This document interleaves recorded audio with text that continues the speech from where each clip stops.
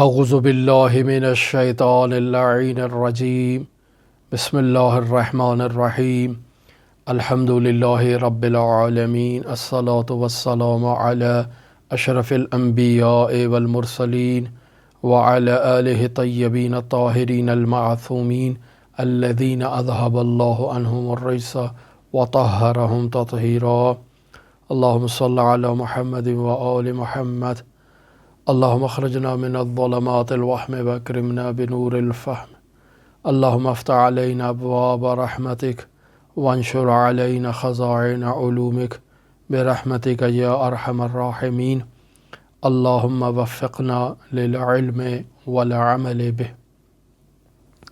عزیزان محترم، ہماری آپ کے ساتھ گفتگو مرحوم آیت اللہ سید محمد حسین حسینیہ طہرانی کی گراں قدر کتاب رسالہ لب اللباب میں جاری تھی، اور ہم نے عرض کیا کہ در حقیقت یہ کتاب مرحوم مفسر قرآن علامہ سید محمد حسین طباطبائی رحمۃ اللہ علیہ کے دروس کا مجموعہ ہے، جنہیں آیت اللہ طہرانی نے ان کے محضر میں اور ان کے کلاس میں بیٹھ کر باقاعدہ ان کے درسوں سے تحریر کیا، اور پھر اسے باقاعدہ تحقیق اور چھان بین کے بعد باقاعدہ اسے پبلش کیا گیا۔ ہماری آج 44ویں گفتگو ہے اور 44واں درس ہے اس عنوان پر، اور گزشتہ 3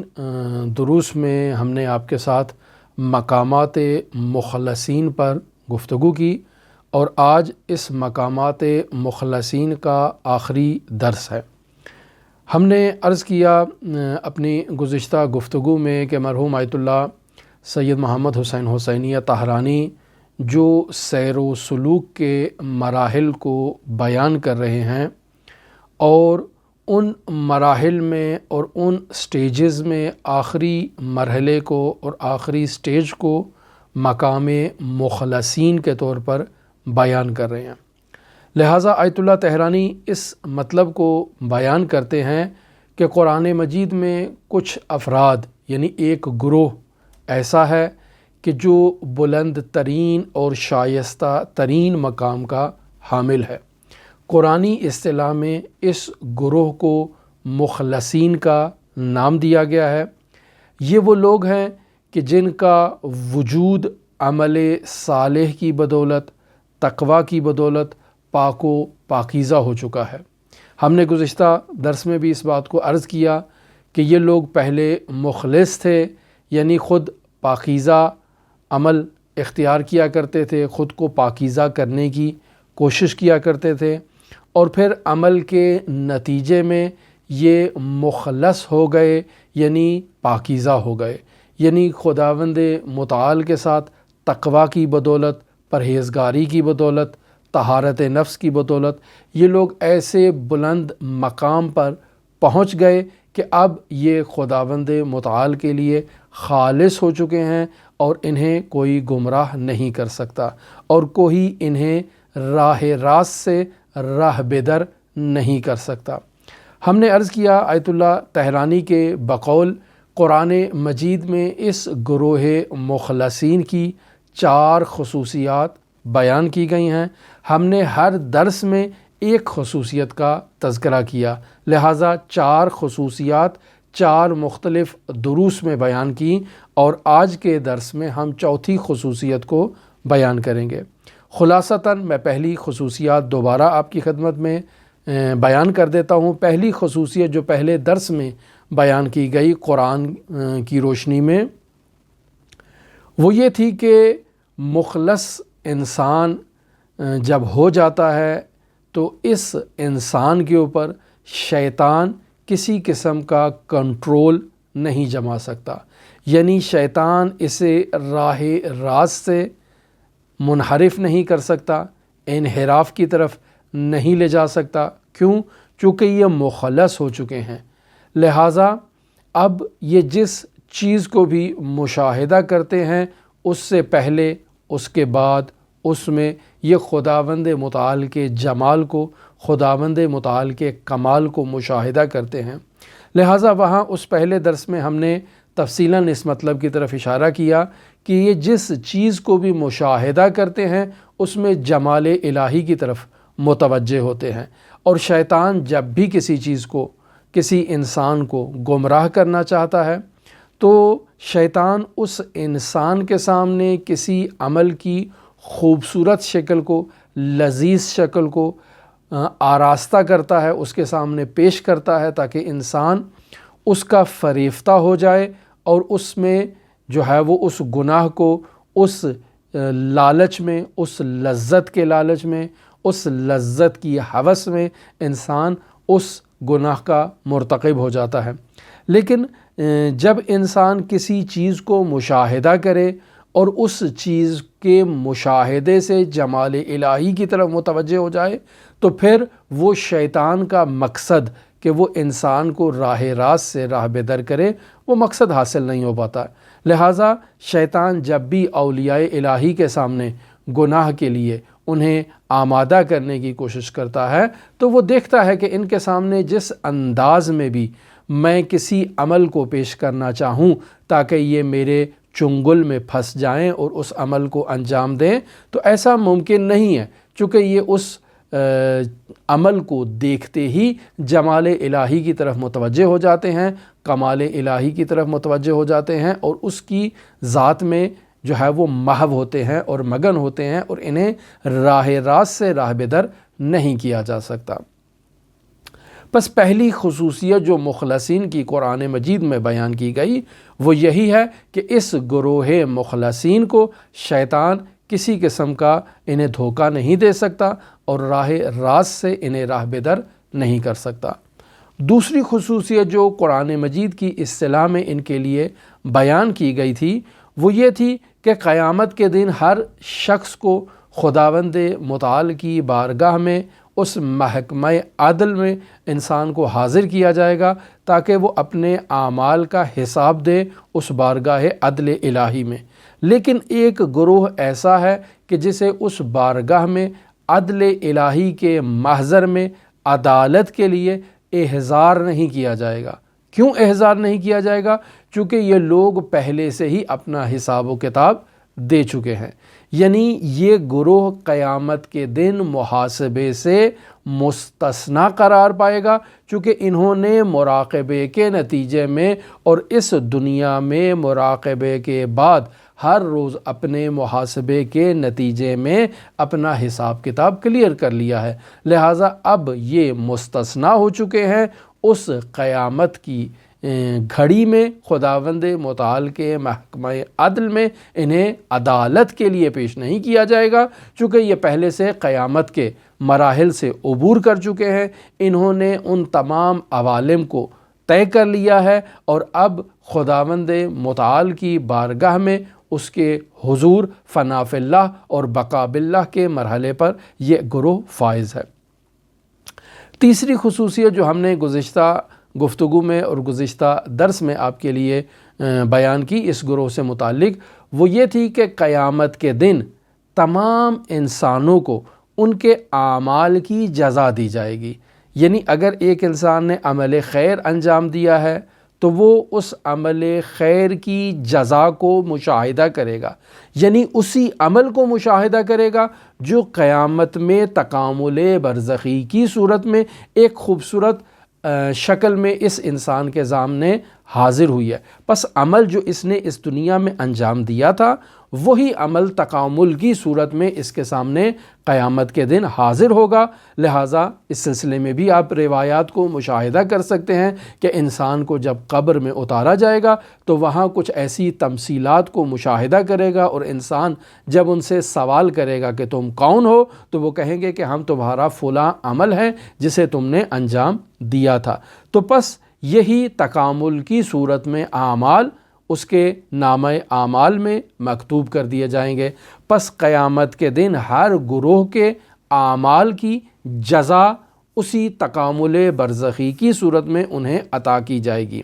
اب جزا ممکن ہے جزائے حسنہ ہو اور ممکن ہے جزائے عذابی ہو، یعنی شخص نے دنیا میں ایک غلط کام کیا اور اس غلط کام کی صورت جو ہے وہ اس کے لیے وہاں پر مجسم ہو کر آ چکی ہے۔ لہٰذا فَمَن يَعْمَلْ مِثْقَالَ ذَرَّةٍ خَيْرًا يَرَهُ وَمَن يَعْمَلْ مِثْقَالَ ذَرَّةٍ شَرًّا يَرَهُ، جو ایک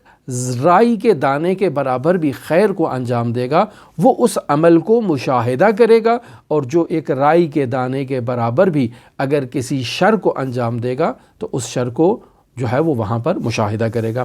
لیکن یہاں پر قرآن مجید نے ایک گروہ کو مستثنیٰ قرار دیا ہے، یعنی قرآن مجید نے کہا ہے کہ ہر انسان کو اس کے عمل کی جزا دی جائے گی، لیکن ایک گروہ ایسا ہے کہ جو اس قانون سے مستثنیٰ ہے، اور وہ گروہ مخلصین ہے کہ یہ عمل اگر مختصر بھی انجام دیں گے تو وہاں انہیں اس عمل کی جزا نہیں ملے گی۔ کیوں؟ چونکہ عمل محدود ہے، اس کی جزا جس قدر بھی تکامل اختیار کر جائے وہ جزا محدود ہی رہے گی۔ لیکن یہ ایسے بندے ہیں جنہوں نے خود کو خداوند متعال کے لیے اس دنیا میں خالص کر دیا تھا، لہٰذا انہیں ایسی جزا عطا کی جائے گی کہ جو جزا عمل کے بدلے میں نہیں ہوگی بلکہ کمال کی صورت میں ہوگی۔ لہٰذا یہ تیسری خصوصیت جو اس گروہ سے متعلق قرآن مجید میں بیان کی گئی۔ آج کے درس سے متعلق جو چوتھی خصوصیت ہے گروہ مخلصین سے متعلق، وہ یہ ہے کہ انسان اس قدر بلند ہو جائے گا مقام خلوص پر پہنچنے کے بعد، مخلص ہونے کے بعد، کہ جب یہ خداوند متعال کی حمد و ثنا کو بیان کرے گا تو وہ حمد و ثنا شایان شان طریقے سے انجام دے گا۔ ہم اس مرحلے میں بھی مشاہدہ کرتے ہیں کہ گروہ مخلصین اس قدر بلند مقام پر پہنچ چکے ہیں کہ یہی وہ گروہ ہے کہ اگر یہ گروہ خداوند متعال کی حمد و ثنا کو بجا لائے تو یہ حمد و ثنا واقعی ہوگی۔ یعنی میں اگر خداوند متعال کی تعریف کرتا ہوں، خداوند متعال کی حمد و ثنا بیان کرتا ہوں، تو میں جس قدر خوبصورت الفاظ کا سہارا لوں خداوند متعال کی ستائش بیان کرنے کے لیے، تب بھی میں خداوند متعال کی صفت کو بیان نہیں کر سکتا، بلکہ میں اس کی توصیف بیان کرنے سے عاجز ہوں۔ پس اگر علمی اصطلاح میں اسے بیان کیا جائے تو اس انداز میں کہا جاتا ہے کہ توصیف کرنے والے واصفوں کی وصف سے اس کی ذات منزہ ہے اور بالاتر ہے، کوئی بھی واصف اس کی توصیف کو بیان نہیں کر سکتا۔ اب سوال یہ پیدا ہوتا ہے کہ واصف اس کی توصیف کو بیان کیوں نہیں کر سکتا؟ اس کی اگر علمی کتابوں میں اگر اس کا جائزہ لیا جائے تو وہاں اس مطلب کو بیان کیا جاتا ہے کہ کوئی بھی واصف اگر کسی بھی شے کی وصف کو بیان کرنا چاہتا ہے تو اس واصف کے لیے ضروری ہے کہ یہ اس موصوف کا احاطہ کرے، اور احاطہ اختیار کرنے کے بعد یہ اب اس موصوف کی وصف بیان کرے۔ اور اگر واصف موصوف کا احاطہ نہیں کر پاتا تو یہ واصف اس موصوف کی حقیقت میں جو ہے وہ وصف ہی بیان نہیں کر سکتا اور اس کی وصف بیان کرنے سے عاجز ہوگا۔ لہٰذا واصف کے لیے یہ ضروری ہے کہ وہ موصوف کو اچھی طرح سے جانتا ہو۔ جیسے میری ہتھیلی میں اگر کوئی چیز رکھ دی جائے اور میں اس چیز کے ابعاد کو، یعنی طول و عرض و عمق، اس کو اچھی طرح سے اگر میں پہچانتا ہوں، اس چیز کے تمام مشخصات کو، یعنی اس کی تمام تر خصوصیات کو، اس کے تمام تر محاسن کو، اس کے تمام تر معائب کو، یعنی عیب کو، خامیوں کو اگر میں اچھی طرح سے پہچانتا ہوں تو اب میں اس کی وصف بیان کر سکتا ہوں، چونکہ مجھے اس شے پر مکمل طور پر احاطہ ہے، میں نے اس کی دسترسی کر رکھی ہے اور اچھی طرح سے اس چیز کو جو ہے وہ ناپ تول لیا ہے، اب میں اس کی وصف بیان کر سکتا ہوں۔ لیکن انسان محدود ہے اور خداوند متعال کی ذات لامحدود ہے۔ انسان جس قدر بھی خداوند متعال کے حسن کو اور خداوند متعال کے جمال کو، خداوند متعال کے کمال کو بیان کرنا چاہے، انسان عاجز ہے، انسان خداوند متعال کی وصف کو بیان نہیں کر سکتا ہے۔ پس عقلی طور پر اگر دلائل عقلیہ کا جائزہ لیا جائے، اگر دلائل نقلیہ کا یعنی روایات کا جائزہ لیا جائے تو یہ بات واضح ہے کہ کوئی بھی واصف خداوند متعال کی وصف بیان کرنے کی توان اور صلاحیت نہیں رکھتا، مگر ایک گروہ ایسا ہے کہ جو یہ توان اور صلاحیت رکھتا ہے، اور وہ گروہ مخلصین میں سے ہے، اور وہ جب بھی خداوند متعال کی وصف بیان کریں گے تو وہ کمال وصف بیان کریں گے، وہ واقعیت وصف کو بیان کریں گے۔ میں اپنے اسی بیان کو اور اسی گفتگو کو مزید وضاحت کے ساتھ ان افراد کے لیے پیش کرنا چاہوں گا کہ جو ابھی تک ہماری بات کی طرف متوجہ نہیں ہوئے ہیں۔ توجہ فرمائیں، یہ وہ مطالب ہیں، یہ وہ باتیں ہیں جو ممکن ہے آپ کو کسی دوسری لیکچر میں یا درس میں اس انداز میں نہ ملے، لیکن ہم کوشش کر رہے ہیں کہ انہیں ایک آسان اور سادہ الفاظ میں بیان کریں، جنہیں آیت اللہ طہرانی نے اپنی کتاب رسالہ لب اللباب میں نقل کیا ہے۔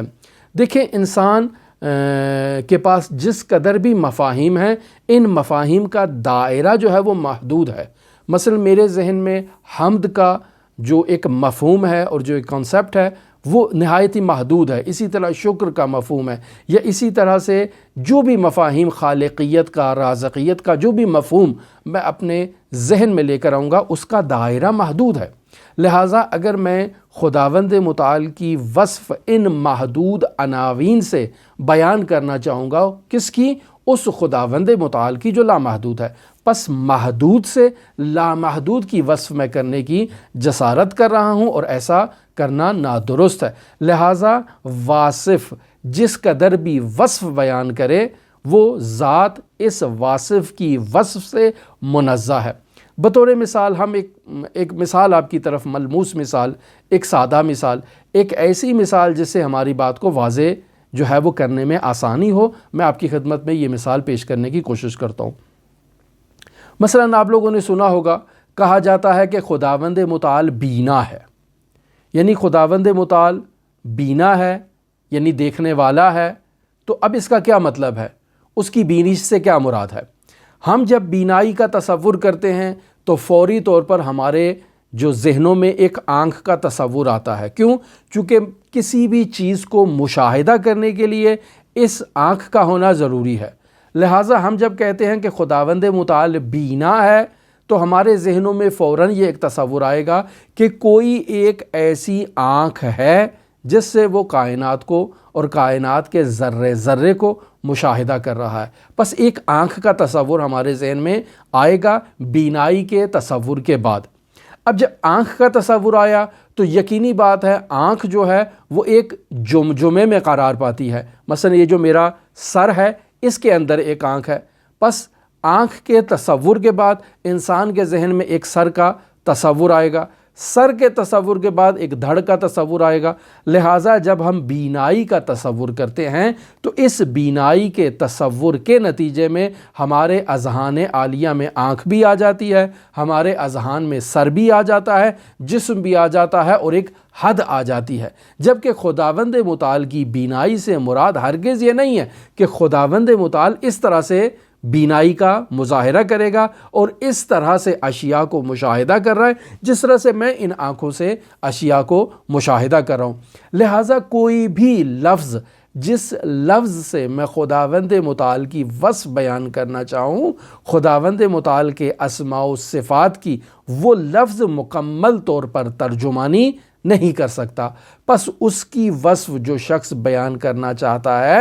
وہ شخص محدود ہے، اور وہ ذات جس کی وصف بیان کی جا رہی ہے وہ ذات لامحدود ہے۔ پس یہ محدود انسان محدود الفاظ کے ذریعے سے اس لامحدود ذات کی جب وصف بیان کرے گا تو وہ ذات اس سے منزہ ہوگی، و سبحانہ ہوگی، اور تعالی ہوگی، اور بلند ہوگی، اور انسان اس کی وصف کو بیان نہیں کر سکتا۔ اب سوال یہ پیدا ہوتا ہے کہ انسان تو اس کی وصف بیان نہیں کر سکتا، لیکن ایک گروہ ایسا ہے جو خداوند متعال کی وصف جب بھی بیان کرے گا تو وہ خداوند متعال کی وصف کما حقہ بیان کرے گا۔ وہ گروہ کون سا ہے؟ قرآنی اصطلاح میں اس گروہ کا نام گروہ مخلصین رکھا گیا ہے۔ یعنی یہ وہ گروہ مخلصین ہے کہ جو اللہ کی وصف کو جب بھی بیان کرے گا تو درست بیان کرے گا۔ کیوں خداوند متعال کی وصف کو درست بیان کرے گا؟ بھئی یہ بھی تو میری طرح کا انسان ہے نا، درست ہے۔ اب یہ محدود تھا تو اب یہ محدود انسان اس لامحدود ذات کی وصف کیسے بیان کر سکتا ہے؟ تو ہم یہاں ان عزیزان کی خدمت میں عرض کریں گے کہ یہ محدود نہیں ہے، اب یہ انسان خود لامحدود ہو چکا ہے، یعنی خداوند متعال نے اس محدود انسان کو اپنی شناخت اور معرفت کروا دی ہے، اپنے آپ کو اس محدود انسان کو پہچانوا لیا ہے، لہٰذا اب یہ انسان اس طرح سے محدود نہیں رہا۔ اب سوال یہ پیدا ہوتا ہے کہ ہم غیر خدا کو پہچانتے ہیں، مثلا میں آپ کو پہچانتا ہوں، میرے اطراف میں جو چیزیں موجود ہیں میں ان کو پہچانتا ہوں۔ اب جب میں اپنے اطراف میں موجود چیزوں کو پہچانتا ہوں، جانتا ہوں، تو یہ جو چیزیں میں اپنے اطراف میں دیکھ رہا ہوں یہ سب کیا ہیں؟ غیر اللہ کا مصداق ہیں، یہ خداوند متعال نہیں ہے، لیکن میں ان غیر خدا میں، ان غیر اللہ چیزوں میں بھی خداوند متعال کے جمال و کمال کو مشاہدہ کرتا ہوں، لہٰذا جس چیز کو بھی میں مشاہدہ کروں گا اس چیز سے میری توجہ جو ہے وہ خداوند متعال کی ذات کی طرف ہوگی اور اس کی عظمت کی طرف ہوگی۔ پس یہ افراد اور یہ گروہ مخلصین جنہیں خداوند متعال نے اپنا تعارف کروا دیا، اپنی شناخت کروا دی، اپنی پہچان ان لوگوں کو کروا دی، یہ گروہ اب محدود نہیں رہا، یہ گروہ اب اللہ تبارک و تعالیٰ کی معرفت کو بیان کر سکتا ہے، خداوند متعال کی وصف کو بیان کر سکتا ہے، اور ایسے اوصاف سے خداوند متعال کی وصف کرے گا کہ جن اوصاف سے خداوند متعال کی کبریائی، خداوند متعال کی شان و شوکت اور خداوند متعال کی عظمت اجاگر ہو۔ لہٰذا آپ دیکھ لیں حضرات ائمہ معصومین علیہم الصلاۃ والسلام سے نقل شدہ دعاؤں کو، آپ ہمارے علماء شیعہ کے کلام کو مشاہدہ کر لیں کہ کیسے بہترین الفاظ میں ان بزرگان دین نے خداوند متعال کی وصف کو بیان کیا ہے۔ پس انسان کامل جب کمال کے مرتبے پر پہنچتا ہے، تب جب یہ انسان خداوند متعال کی وصف کو بیان کرتا ہے تو کمال وصف کو بیان کرتا ہے۔ اب یہ لوگ سوال تو پیدا ہوتا ہے کہ یہ بھی تو الفاظ کے ذریعے سے خداوند متعال کی وصف کریں گے نا، جب الفاظ کے ذریعے سے وصف کریں گے تو الفاظ معانی کا آئینہ ہوتا ہے اور معانی ہمارے پاس محدود ہیں، پس یہ لوگ اگر الفاظ کے ذریعے سے خداوند متعال کی وصف کریں گے تو پھر یہ اپنے بیان کے آخر میں ایک قید کو لگا دیں گے اور وہ قید ہوگی سبحانہ،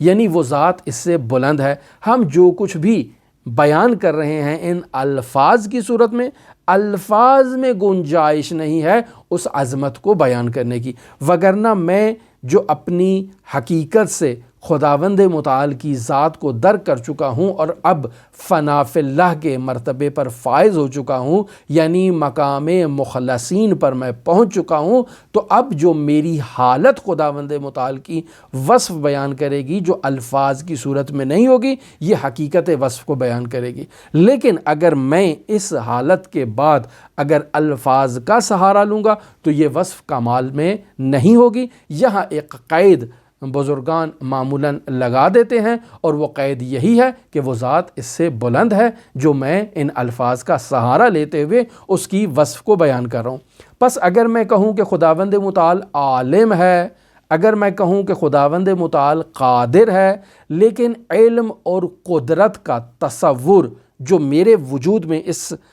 مادی وجود میں جو پایا جاتا ہے، وہ چونکہ تصور محدود ہے اور خداوند متعال کا علم اور خداوند متعال کی قدرت جو ہے وہ لامحدود ہے، تو میں جو علم اور قدرت سے اس کی وصف بیان کر رہا ہوں تو اپنی وصف کو بیان کرنے کے بعد کہتا ہوں کہ یہ جو وصف میں نے بیان کیا ہے وہ ذات اس سے بھی بلند ہے اور بالا تر ہے، کیوں؟ چونکہ میں نے الفاظ کا سہارا لیا ہے۔ پس جب بھی مخلوقات معمولی، یعنی میرے اور آپ جیسے افراد جو ایک معمولی انسان ہیں، خداوند متعال کی جب وصف کو بیان کریں گے تو ہم خداوند متعال کی وصف کو کامل بیان نہیں کر سکتے چونکہ ہم لوگ ناقص ہیں۔ لہٰذا خداوند متعال ہماری ان وصفوں کو مشاہدہ کرنے کے بعد، ان وصفوں کو دیکھنے کے بعد، ایک قید لگا دیتا ہے کہ نہیں یہ جو تم لوگوں نے وصف بیان کیا ہے خداوند متعال کی ذات اس سے بلند ہے، اس سے منزہ ہے اس وصف سے جو آپ بیان کریں۔ لیکن انسان کامل جو فنا فی اللہ کے مرتبے پر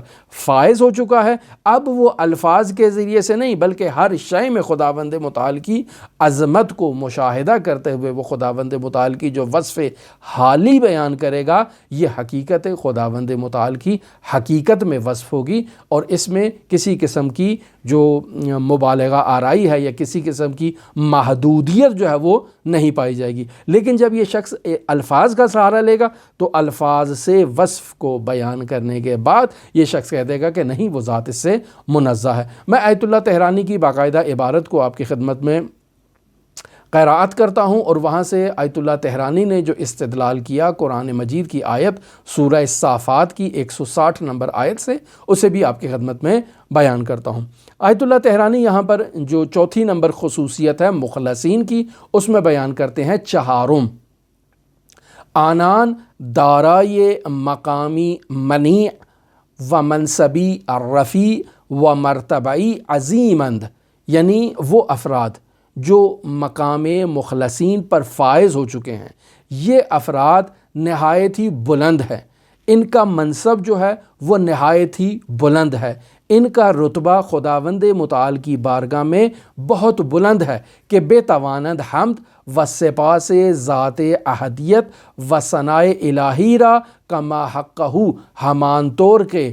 سزاوار آن ذات اقدس اس بجا آورند، یعنی یہی وہ افراد ہیں جو اس مقام منی پر فائز ہو چکے ہیں، اس منصب رفیع پر فائز ہو چکے ہیں، اس مرتبہ عظیم پر فائز ہو چکے ہیں۔ یہ جب خداوند متعال کی حمد اور سپاس کو انجام دیں گے تو یہ کما حقہ اس کی حمد اور سپاس کو انجام دے سکتے ہیں، وہ حمد جو خداوند متعال کی سزاوار ہے اور اس کے شایان شان ہے۔ لیکن میں اگر ایک عادی انسان خداوند متعال کی حمد و سپاس کو انجام دوں گا تو میں اس کے شایان شان، اس کی وصف کو بیان نہیں کر پاؤں گا۔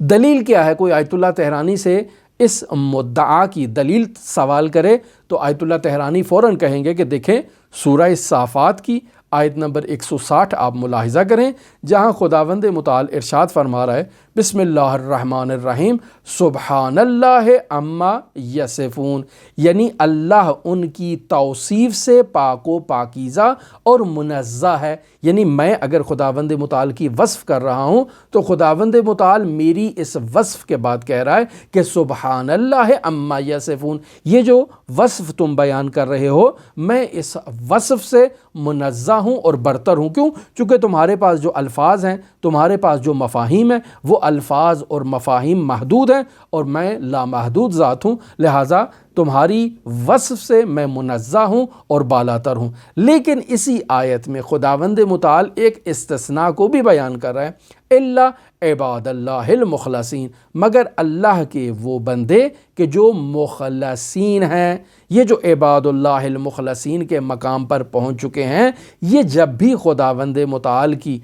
وصف کریں گے تو ایسی بات خداوند متعال کی طرف نسبت دیں گے کہ جو اس کے شایان شان ہو، اس کی مقام و منصب عظیم کے بالکل مطابق ہو۔ لہٰذا الا عباد اللہ المخلصین کے بعد یہاں پر خداوند متعال نے سبحان اللہ عما یصفون کی قید نہیں لگائی ہے، یعنی خداوند متعال مقام مخلصین پر فائز اپنے خالص بندوں کی وصف سے خود کو منزہ قرار نہیں دے رہا۔ کیوں؟ چونکہ یہ خداوند متعال کی جو بھی وصف بیان کریں گے وہ اس کے شایان شان ہوگی۔ لہٰذا آیت اللہ طہرانی کہتے ہیں وَإِن غایت کمال مخلوق و نہایت منصب ممکن است، یعنی ممکن الوجود جو ایک مخلوق ہے، جو خداوند متعال نے ممکنات میں ایک انسان کو خلق کیا ہے، یہ جو ممکن الوجود انسان ہے، یہ جب انسان خداوند متعال کی وصف کو بیان کرنا چاہے تو اس کا کمال یہ ہے کہ اس قدر بلند مرتبے پر یہ فائز ہو جائے کہ اب یہ ممکن بھی ہے اور خداوند متعال کی وصف کو بھی کما حقہ انجام دے رہا ہے۔ لہٰذا یہ اس ممکن کا غایت کمال ہے اور اس کا بلند ترین مرتبہ ہے جسے قرآن مجید میں مقام مخلصین سے تعبیر کیا گیا ہے۔ لہٰذا آیت اللہ تہرانی اس مطلب سے ہمیں اس بات کی طرف بیان کرنا چاہ رہے ہیں کہ انسان کامل کا بلند ترین مرتبہ جو ہے وہ مقام مخلصین پر فائز ہونا ہے، اور قرآن مجید میں یہ 4 خصوصیات ان مخلصین کے حامل افراد کے لیے بیان کی گئی ہے۔ کیوں؟ چونکہ یہ مخلص انسان جو ہے یہ اب فنا فی اللہ کے مقام پر فائز ہو چکا ہے، اب اس کی زبان اس کی اپنی زبان نہیں ہے، لہٰذا جو بھی یہ وصف بیان کرے گا یہ اس کی اس ممکنہ زبان سے نہیں ہے بلکہ لسان اللہ سے ہے،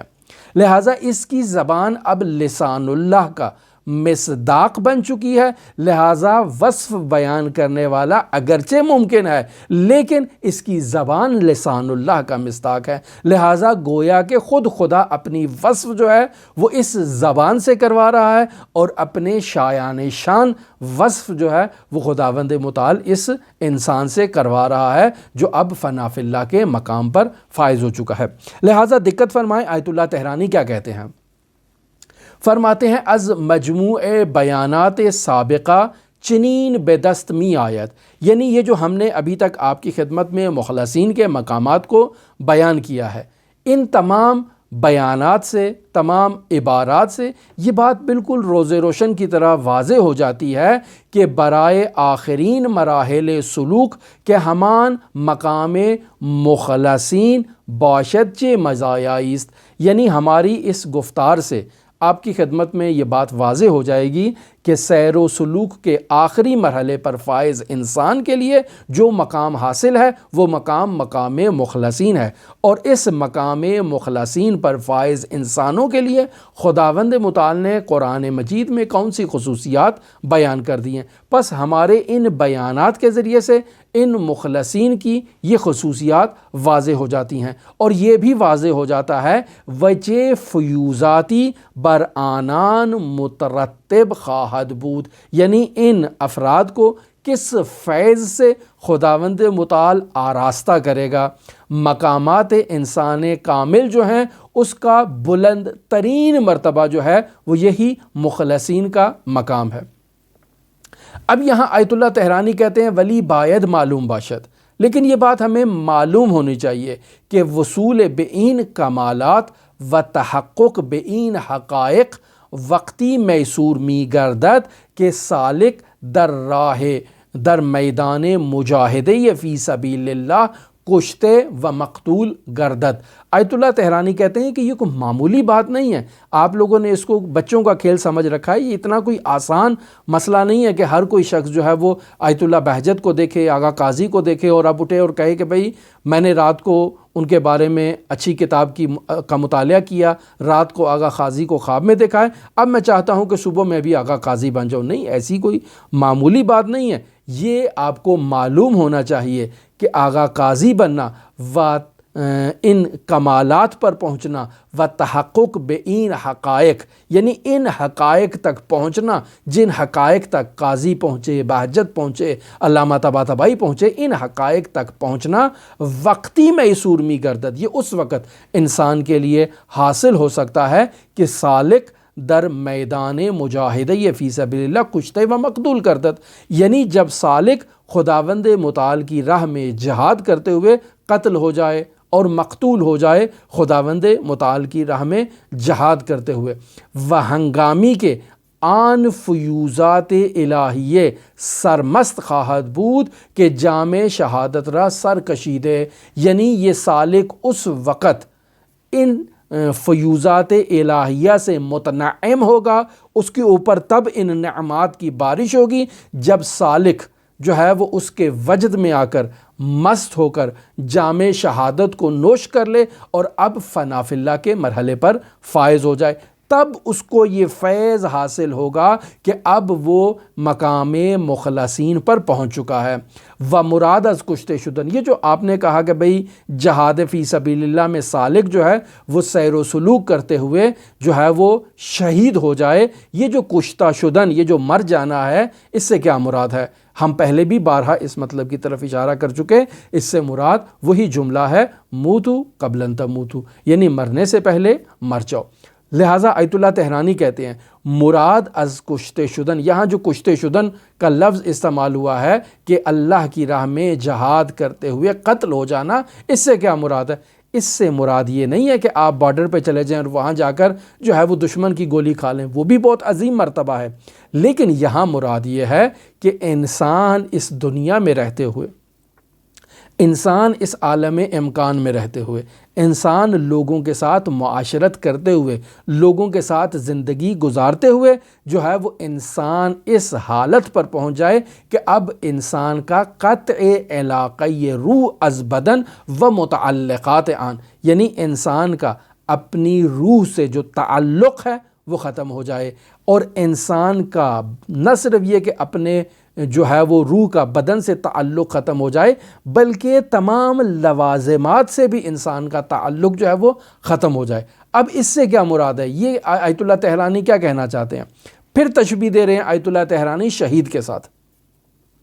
دیکھیں یہ تشبیہات اس وجہ سے بیان کی جاتی ہیں کہ وہ چیز جو ہمارے اذہان میں واضح ہے، وہ چیز جب واضح ہے، جب ہم اس چیز کو اچھی طرح سے اپنے ذہن میں لے آئیں گے تو وہ چیز جو غیر واضح ہے وہ بھی ہمارے ذہن میں آہستہ آہستہ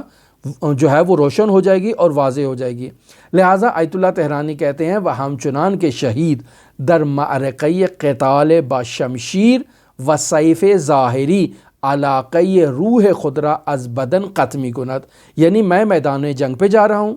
اور وہاں میں نے جہاد فی سبیل اللہ کو انجام دیا ہے، اللہ کے دشمنوں سے جو ہے وہ جنگ کی ہے، وہاں دشمنوں نے اپنی تلواروں سے، اپنے تیروں سے، اپنے نیزوں سے، اپنی کلیشن کوفوں سے میرے اس جسد خاکی پر حملہ کیا ہے، اور اس کے حملے کے نتیجے میں تلواروں نے ضرب لگائی ہے، نیزوں نے زخمی کر دیا ہے، سارے جسم کو گولیوں نے چھلی کر دیا ہے۔ اب میرے بدن سے میری روح کا تعلق جو ہے وہ منقطع ہو جائے گا، اور اب مجھے کہا جائے گا کہ میں اللہ کی راہ میں شہید ہو چکا ہوں، یعنی میں نے اپنے بدن سے روح کو جدا کیا اللہ کی راہ کی خاطر، اس جہاد اصغر کی راہ میں اللہ کی خاطر جہاد کرتے ہوئے، اللہ کی خاطر اللہ کے دشمنوں سے جنگ کرتے ہوئے میں نے اپنی قربانی دی ہے۔ اسی طرح سالک راہ خدا نیز با سیف و شمشیر باطن در میدان نبرد بنفس امارہ بے وسیلہ استمداد از قوی رحمانیہ علاقۂ روح خدرہ از بدن و متعلق آن سلب می نماید۔ یہ نہایت ہی آسان، اب ہمیں بات جو ہے وہ سمجھنے میں آسان ہو گئی کہ وہ مجاہد جو جہاد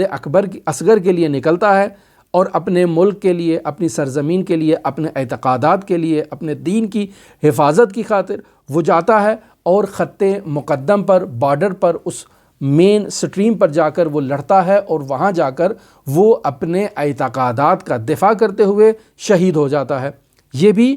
شہادت ہے، لیکن یہ شہادت جہاد اصغر کے راہ میں شہادت ہے۔ لیکن انسان ایک مرتبہ جہاد کر رہا ہے اور وہ جہاد اکبر ہے، یعنی اپنے نفس امارہ کے خلاف جو ہے وہ جہاد کر رہا ہے۔ اب سالک جب سیر و سلوک کی راہ میں جہاد کر رہا ہے اور بلند مقامات تک پہنچنا چاہتا ہے تو یہاں یقینی بات ہے کلیشن کوف ظاہری نہیں آئے گی، یہاں جو ہے وہ ظاہری طور پر کوئی تلوار یا نیزہ نہیں آئے گی۔ لہٰذا آیت اللہ تہرانی کہتے ہیں کہ سالک راہ خدا، یعنی راہ خدا میں جو سلوک کر رہا ہے، جو سفر کر رہا ہے، وہ بھی تلوار کے اور نیزوں کے اور شمشیر کے زور پر قتل ہوتا ہے، لیکن یہ تلوار، یہ نیزہ، یہ شمشیر ظاہری نہیں ہے بلکہ باطنی ہے، اور یہ انسان ظاہری طور پر خط مقدم پہ نہیں گیا بلکہ در میدان با نفس امارہ، یعنی نفس امارہ سے جہاد کرتے ہوئے اس کے خلاف جو ہے وہ میدان جنگ میں جو ہے وہ جہاد کر رہا ہے، اور ایسے میں تجلیات الہی جو مراقبے کی صورت میں ہے، یعنی یہ سارا دن مراقبہ کر رہا ہے کہ کوئی بھی خداوند متعال کی نافرمانی اس کے وجود سے سرزد نہ ہو جائے۔ اب ایسے میں یہ خود تو ظاہری بات ہے کہ اتنا پاورفل نہیں ہے، لہٰذا یہ خداوند متعال کی مدد لے گا اس مراقبے کے لیے تاکہ اس سے کوئی کوتاہی سرزد نہ ہو جائے۔ لہٰذا آیت اللہ تہرانی کہتے ہیں بے وسیلہ استمداد از قوائے رحمانیہ، یعنی یہ اس جہاد اکبر میں اپنے نفس امارہ کے خلاف جنگ لڑتے ہوئے بھی رحمانی قوتوں سے مدد لے گا اور ان کی مدد سے یہ اپنے نفس امارہ پر کنٹرول کرے گا اور اس میں کامیاب ہونے کی کوشش کرے گا۔ اب جب کامیاب ہو جائے گا تو وہاں یہ انسان اپنی روح کا تعلق جو اس کے بدن سے ہے وہ اس کو منقطع کر دے گا اور موتو قبل تموتو کا مصداق ہو جائے گا۔ نہ صرف یہ کہ اس نے بدن سے تعلق کو ختم کیا ہے بلکہ اس نے بدن کے لوازمات اور متعلقات سے بھی تعلق کو ختم کر دیا ہے، لہٰذا اب یہ اس راہ میں شہید ہو جائے گا اور ایک بلند مرتبے پر فائز ہوگا۔ یہ وہ تمام گفتگو تھی جو آیت اللہ تہرانی رحمۃ اللہ علیہ نے مقامات مخلصین سے متعلق بیان کی کہ یہ وہ گروہ ہے کہ جو خداوند متعال کی جب وصف کو بیان کرے گا تو کمال وصف بیان کرے گا، اور خداوند متعال ان کے لیے اس جملے کو بیان نہیں کرتا ہے کہ سبحان اللہ اما یصفون، کہ یہ جو تعریف بیان کر رہے ہیں اللہ کی ذات ان کی تعریف سے منزہ ہے، نہیں، ان لوگوں سے خداوند متعال نہیں کہہ رہے، بلکہ میرے اور آپ جیسے خاکی انسان جب خداوند متعال کی وصف کو بیان کرتے ہیں تو خداوند متعال کہتا ہے کہ ٹھیک ہے ان کے پاس الفاظ محدود ہیں، ان کے پاس مفاہیم محدود ہیں، لیکن پھر بھی میں ان کی تعریف سے منزہ ہوں، لہٰذا سبحان اللہ اما یصفون، یہ جو وصف بیان کر رہے ہیں میں اس سے منزہ ہوں، مگر اگر عباد اللہ المخلصین میری وصف بیان کریں گے تو وہ وصف کمال حقیقت ہوگی اور وہ میری درست وصف کو بیان کریں گے۔ کیوں؟ چونکہ یہ مقام فنا فی اللہ پر پہنچ چکے ہیں جسے مقام مخلصین کہا جاتا ہے، اور اس مقام مخلصین کے حامل افراد کے لیے قرآن مجید نے 4 خصوصیات کو بیان کیا۔ اب یہاں تک ہم نے مقامات مخلصین کو بیان کیا، اور آگے اسی کتاب سیر و سلوک میں مرحوم آیت اللہ تہرانی دوبارہ سیر و سلوک کے ان مراحل کو آگے لے کر چل رہے ہیں اور تمام مراحل کو ہمارے ساتھ شیئر کر رہے ہیں، اور آپ بھی اگر دلچسپی رکھتے ہیں تو ہم آپ کی خدمت میں ان مراحل کو مرحلہ بمرحلہ بیان کرتے ہیں۔ آپ ہمارے ساتھ رہیے گا۔ ہماری دعا ہے کہ خداوند متعال ہماری اس مختصر سی گفتگو کو اپنی بارگاہ میں قبول فرمائے۔ ہمیں خداوند متعال ان بزرگان کے اور ان عرفاء کے کلام کو سمجھنے کی توفیق عطا فرمائے، چونکہ بسا اوقات ایسا ہوتا ہے کہ ہم ان کی بات کو سمجھتے نہیں ہیں اور نہ سمجھی کی بنیاد پر ہم ان کے لیے کفر کے، شرک کے اور اس قسم کے فتوے جو حوزہائے علمیہ میں یا عام معاشرے میں رائج ہیں وہ ہم ان کی طرف نسبت دے دیتے ہیں۔ آپ نے ایسی ویڈیوز، ایسے کلپس علماء اور بزرگان سے متعلق دیکھے ہوں گے کہ جو عرفاء کی مخالفت کر رہے ہیں، در حقیقت یہ لوگ ان کے کلام کو درست انداز میں نہیں سمجھ پاتے، اور جب کلام درست انداز میں منعقد نہ ہو، درست انداز میں انسان اس کلام کو نہ سمجھ پائے، نہ درک کر پائے، تو یقینی بات ہے کہ انسان اس چیز کا مخالف ہو جاتا ہے جس چیز کو وہ نہیں جانتا۔ لہٰذا ہماری دعا ہے کہ خداوند متعال ہمیں ان بزرگان دین کے کلام کو سمجھنے کی توفیق عطا فرمائے، اور پھر اس کلام کو سمجھتے ہوئے ہم حضرات ائمہ معصومین علیہم الصلاۃ والسلام کے کلام سے جو کلام نور ہے، معرفت نورانیہ کو اخذ کریں اور انسان کامل بن جائیں۔ ہماری دعا ہے کہ خداوند متعال حضرت حجت کے ظہور میں تعجیل فرمائے، ہمیں حضرت حجت کے اصحاب و انصار میں شمار فرمائے۔ آپ تمام مؤمنین کے لیے حضرت علی ابن موسیٰ رضا علیہ آلاف و تحیت و ثنا کی نورانی بارگاہ میں دعا گو بھی ہوں۔ جو افراد ہمارے درس کو مکمل سنتے ہیں، اگر ان کے لیے کوئی پیچیدگی ہو تو ڈسکرپشن میں ہمارا رابطہ نمبر، واٹس ایپ نمبر موجود ہوتا ہے، آپ واٹس ایپ میں ہمیں وائس میسیج دے سکتے ہیں اور ہم کوشش کریں گے کہ اولین فرصت میں آپ کو اس کا جواب دیں۔ نہایت شکریہ۔ اللہم صلی علی محمد و آل محمد وعجل فرج قائم آل محمد۔